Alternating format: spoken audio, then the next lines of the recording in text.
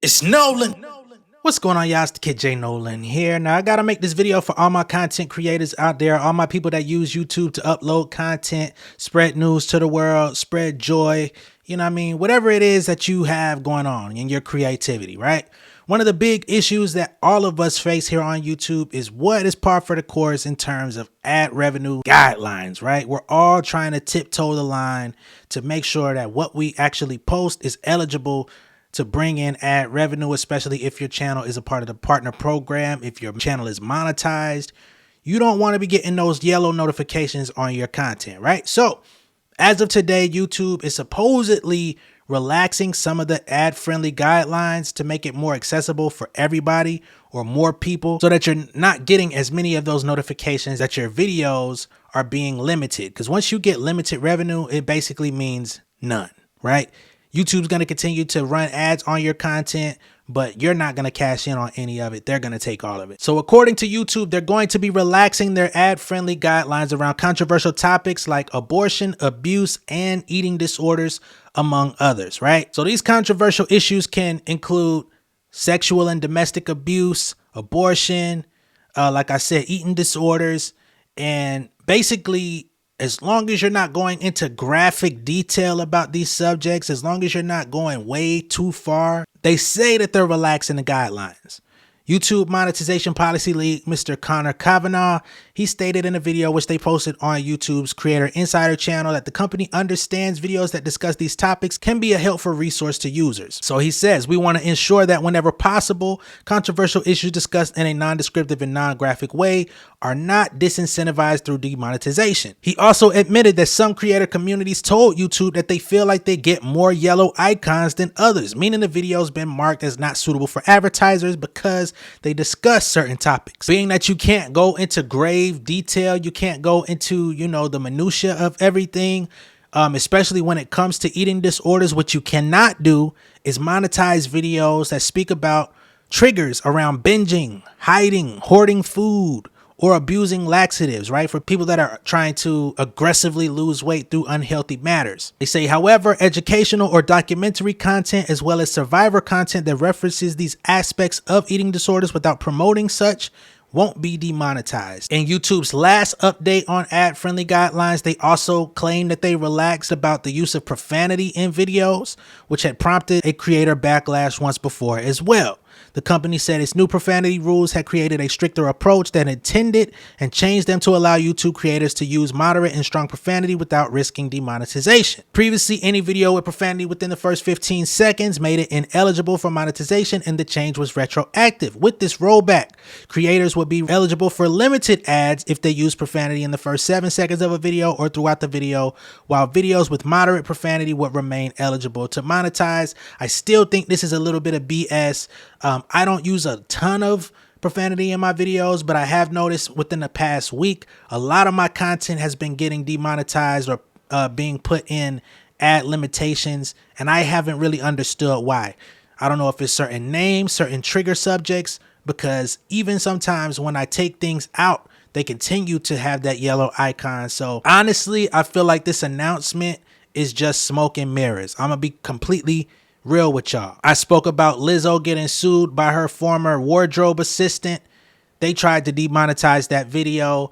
I actually requested a review. It came out that my video was eligible for advertisements. However, that was determined about 3 days, almost 4 days after I had uploaded it, meaning all of the interest surrounding that subject within those first day or two, 48 hours, had already gone by. I'm having the same issue right now with Joe Budden and Tasha K. She came out and bashed him for not putting out her interview on his platform. YouTube decided that they wanted to go ahead and demonetize my video. It's sitting in limbo right now. It's been there for the last 3 days. So content about controversial people in the public eye still is not being treated the way that it should. I'm not using any influx and profanity. I'm not using any disparaging language about anybody. All I'm doing is offering critiques on what people are saying. Mr. Kavanaugh also came out and said, you told us that when we update our guidelines, you value communication to changes, not only through posts to our update log, as well as studio notifications, but also hearing the changes explained in clear terms from some of the people who work on a given policy area. So for updates to our ad guidelines, you can expect more videos like this one, walking you through the changes. Personally, I don't know what YouTube has going on. There's definitely been a lot of creators that have been voicing their concerns about getting those yellow icons on their content when it's not necessarily violating the guidelines. I feel like, again, this announcement that they put out there, this is really just front facing. It's really just saving face, you know, because I think a lot of people, more people than I could probably even imagine, are getting those limitations on ads on their content right now. It didn't start until about a week ago. We're hearing all of these different remnants of YouTube updating their guidelines. We're trying to relax the guidelines for you guys. We're introducing a new way of putting ads on your videos to where you don't have to select all of your mid-rolls, or you could put mid-rolls in, but we're going to determine whether or not your video needs to have pre-roll ads, or if they're going to have in-cap video ads and all of this type of stuff. They make it seem like they're working in our favor, like they're working with our best interests at heart. I personally believe that it's a bit more nefarious. I think that they're revising all of these guidelines, especially when it comes to smaller creators, because I'm seeing a lot of bigger creators that haven't had these issues, but smaller creators that are starting to monetize their channel, actually starting to get paid for their channel, starting to get into those 500 and up type money. There's people that are seeing their money fluctuate from day to day, where they have a certain amount one day, they go in the next day, they check their monetization and their money has decreased. There's a lot of stuff like that going on. There's a lot of people whose money is one way after that 28-day period is up. Then when it comes time for YouTube and Google to pay out, it's a whole nother total. There's a lot of people that are going through stuff like that as well.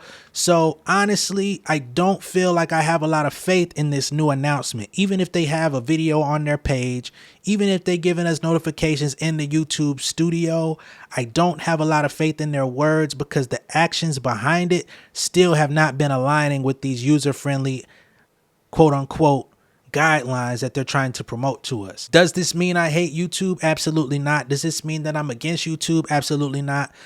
I'm just here to tell the truth. I'm gonna give y'all my unfiltered opinion, because I feel like, again, the smoke and mirrors, they might get you really excited. I'm sure there's going to be some other content creators out there that's going to make it seem like this is some grandiose change and this is going to be game changing. I'm not that person. I'm not going to give y'all the fakeness.